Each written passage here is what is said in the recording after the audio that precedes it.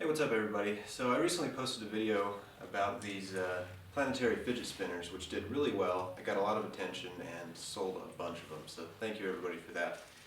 And I wanted to come up with something a little bit different. So I decided to use 50 BMG cases on either end for a nice, evenly weighted, heavy spinner. These are significantly smaller than my other ones, and I gotta say I really like the nice compact design. And I had a bunch of these Barrett 50 BMG cases laying around from another business that I had, and these actually say Barrett on them, which is really cool. So I posted a couple pictures of this on Facebook, got a lot of attention, a lot of people wanted me to make them for them. So that's what I'm going to be doing today, and the first thing I'm going to need to do is grab a couple cases, cut them to make them a little bit shorter so that I can actually stick them in my lathe chuck and machine them down. Nothing special about this at all. I'm just going to stick a case in my vise and cut it down with a hacksaw. That's it. That's all I need to do. Now this will fit securely in my lathe's chuck.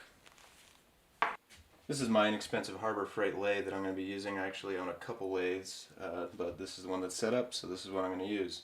I'm not going to bore you with the details because I'm sure you don't really care, but I am going to include some cool high-speed footage at 1,000 frames per second of this thing being cut, and I think that looks really cool.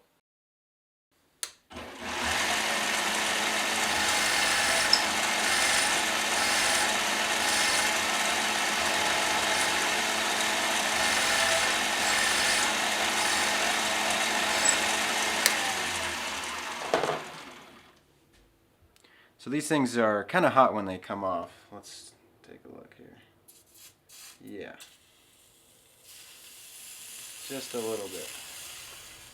Probably wouldn't want to grab that.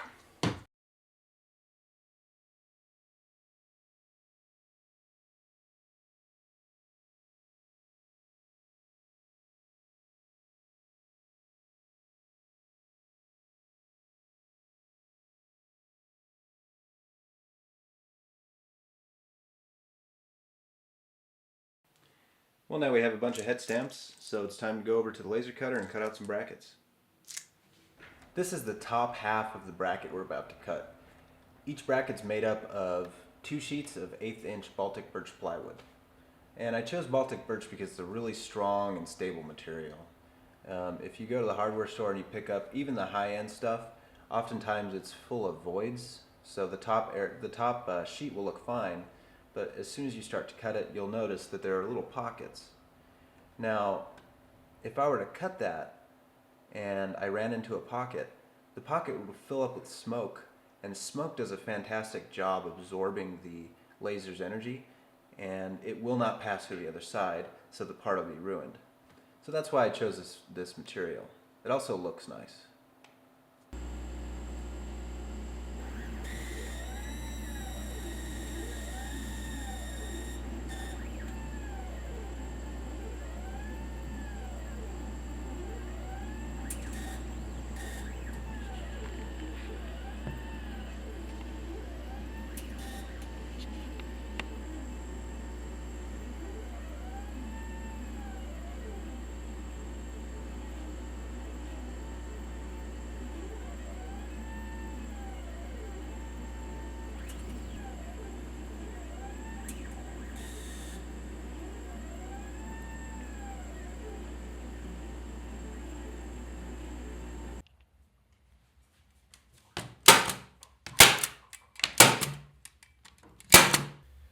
So now I have all these brackets ready to be stained, and what I like to do is use the material I cut them out of and just hold them in place so that, well, it makes my life a little bit easier.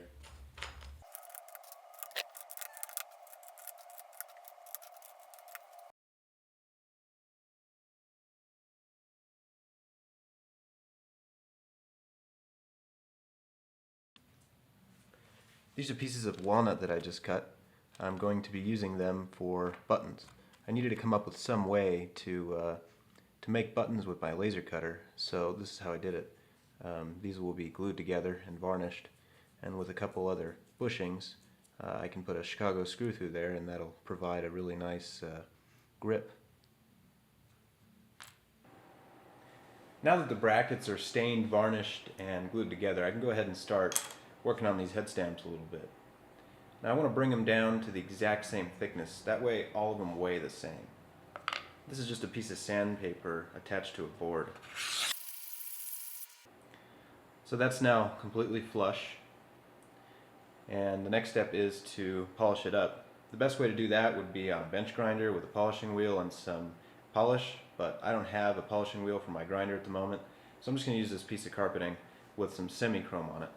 That does the job very, very quickly.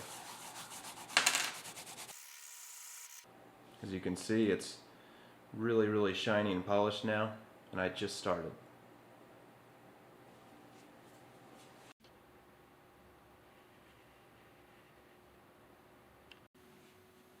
Alright, so they're starting to look pretty cool. I mounted the head stamps in place and pressed in a bearing. The next step is to insert these really, really tiny brass finishing nails. If you remember from the drawing, I cut a couple pilot holes in there, so that'll make my life a little bit easier, and it'll get them perfectly centered. Well, they're starting to look pretty cool. The next step is to install these buttons. These little brass screws, they're called Chicago screws. And then these are little bushings that I also cut on my laser cutter. The outside diameter of these bushings fits the inside diameter of the bearing race.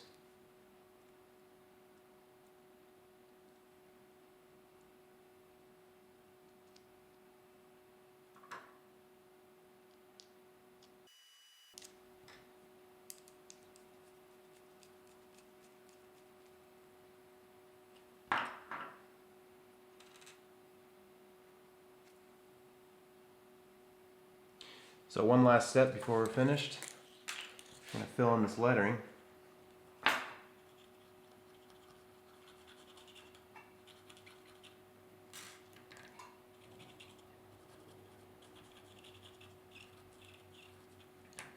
Let it dry for just a couple seconds, and then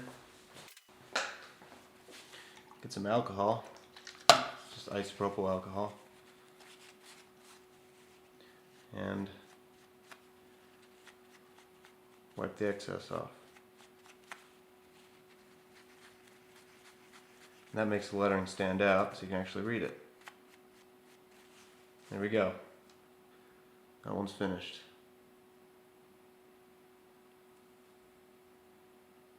So I hope you enjoyed watching. Subscribe for more. I plan on coming up with different designs, and I have some in the works right now. These are available on my website at centerfiremade.com.